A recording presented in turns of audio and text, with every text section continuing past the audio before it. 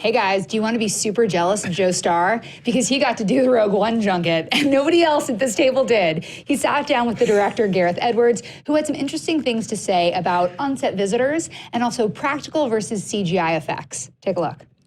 So you talk about drop-ins, like you had Lucas come in, which had to be crazy. Yes. Did you guys have any other fun set drop-ins or visits or anything like that? Peter Jackson turned up at one point. Oh, that's fun. We had a U-wing, like we wanted it to really lower and do what it does and troops get out and things like this. And so we had a giant crane holding it so it could swing in, and it would swing in and lower, and there was a camera inside as if there was an embedded film crew with them, and there was a camera outside. And we were struggling with it a bit technically on the day that Peter came, and so it was a little bit embarrassing because, you know, you want to like get the shot, move on, and instead like an hour was passing, and I think he was joking about how we should have done it in the computer a bit more, but it's just, that's the whole point of Star Wars, in my opinion, is that it feels so real, and as a filmmaker you want to do as much in camera as you can try and do. The computer is brilliant at so many things, and I think my background was visual effects, so what really helped was knowing, okay, computers can do this really well, so let's leave that to the computers, but this is really hard and we should do that, you know, for real, and trying to get that balance right. Now, I have always been a huge fan of practical effects. I think the more you can do in camera, the better movie you're going to end up getting. What do you guys think? And what do you think about what he had to say? Well, I mean, I think, you know, the big thing with the prequels was they were a big blue screen, like sad. So the biggest statement I think with this new Star Wars resurgence that they could have made was that, hey guys, like models, live sets, you know, no, like that was the biggest statement of we screwed up, we're gonna make it better, that I think that they could have made. Totally. With these movies. Well, I think it even goes farther than that. I think you can use CG very effectively, but it's how you use it, and you have to restrain yourself as a filmmaker. Yeah. You can integrate CG and practical elements all you want, but if you start to overuse that CG way too much, doesn't look good. Well, all I know is the moment that had me freaking out with The Force Awakens was when they were doing, like, I think it was at D23, it might have been at Comic-Con though, where they did like the big announcement and BB-8 rolled out onto the stage. Yeah, and they were like, that was great. that thing is rolling by itself! And it blew my mind. And that was one of my favorite parts of The Force Awakens, because it felt like, yes, that's my thing right there. You can't call it your boy, it's just your thing. But I love that so much. With what he's talking about though, what do you think the responsibility is of the filmmaker when you have a bunch of practical stuff at your disposal, but you know that CGI is going to make it better? Well, that's the hard balance, right? Because we like to think that CGI will make everything better, but in the long run, it's really not about having the CGI be better. It's about how do you integrate both of those things and have them, basically it's like creating a happy marriage. They have to work, they have to basically work codependently, like they have to work together. If they don't, then they break apart and they don't work. Like BB-8 you mentioned, the practical BB-8 is incredible, but the CG BB-8 is in a lot of the movie, but you can't tell because they really refined it and they worked on it. Yeah, Totally. I think not to sound very pretentious on our Star Wars panel, but the art is in the struggle. One of the reasons why we love the original Star Wars films so much was, I mean, A New Hope was like 80% George Lucas just being like, well, that broke, that broke, that broke. I don't know how to do any of this. How do we, you know, like, it was just a constant, how do we do this? Maybe we do it like that. And now that's why you have, you know, these companies that were born out of the original Star Wars trilogy, because these companies went, how do we do that? Maybe this. And they've lasted because they had to invent on the fly. They had to create solutions.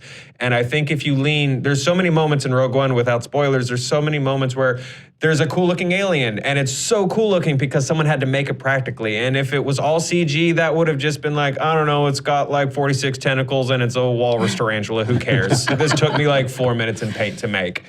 But you get such cool creative stuff with the hands-on artistry, and those are the things in Rogue One that really stood out to me. Yeah. Well, if necessity is the mother of invention, then Gareth Edwards is the father, because Gareth Edwards, we were talking about this before we started, Adam, you were talking about what he did on Monsters. If you guys aren't aware, why don't you tell the audience what he was able to do with his first film? He made that film, and he basically made that thing on a laptop, and he used everything that like most young filmmakers use nowadays, Premiere, After Effects. He did basically everything himself, all the rotoing. So, you know, he has a really clear understanding of, more so than a lot of other filmmakers, of how the computer can really limit what you can do and how you can really use the computer to your advantage, but it's also back to like blending things together. Like that's really important. So from that perspective, I think he has a good kind of idea of how to make all these elements kind of work together. Well, I think Star Wars right now is doing a very good job of keeping things grounded on the ground. I have this issue in Force Awakens as well. There's some of it in Rogue One.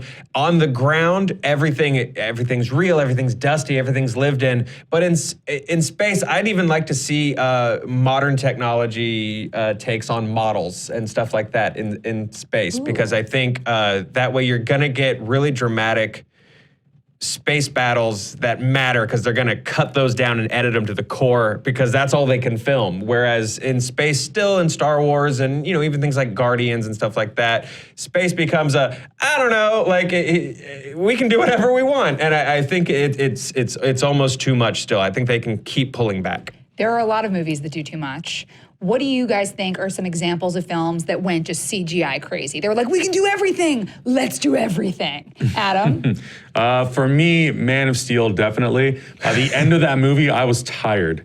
I was exhausted. My eyes, it's too much. It's too much. And again, this goes back to Zack Snyder is a very visual filmmaker. He knows how to really visually show you how a story unfolds.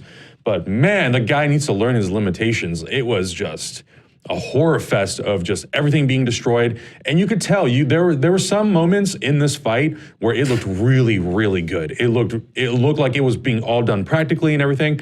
But there are moments where you see Superman fighting some of those other Kryptonians and even General Zod. And the problem is it's in the physics of what they're doing.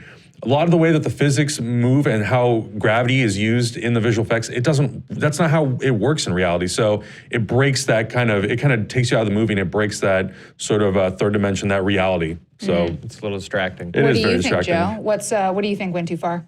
Well, I mean, it's ironic because that's the story that we watched in the video of Peter Jackson saying, you can do this digitally. Yeah. And Peter, just because you can. Doesn't mean you should. Listen to Ian Malcolm and Dr. Grant here, man. They knew what they were talking about with the dinosaurs.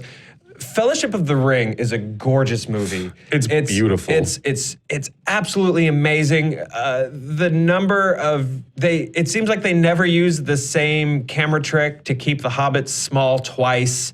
It's such a fun movie to watch, and it feels real. I think that's the big thing. Yeah. It's like you've bought into this world. Yeah, exactly. And slowly over the course of the trilogy, he just starts leaning on the computer more and more and more, until finally you get to the Hobbit trilogy, which is a train wreck. Look, I mean, this guy's a fully CGI character. Why? Why'd you need to do that? Just put a guy in a cool beard and use the camera tricks that you have. I don't know if it's because he was a low-budget horror guy for so long, who's like, you know what? I've earned it. I have personally filled so many blood bags. No more. But Viggo Mortensen has been very public, especially when The Hobbit came out, about how frustrated he was with the slow descent into computer graphics in Middle Earth. And these movies, I mean, neat, I guess. Here's one thing I will say, and I worked in visual effects for 5 years before I came here.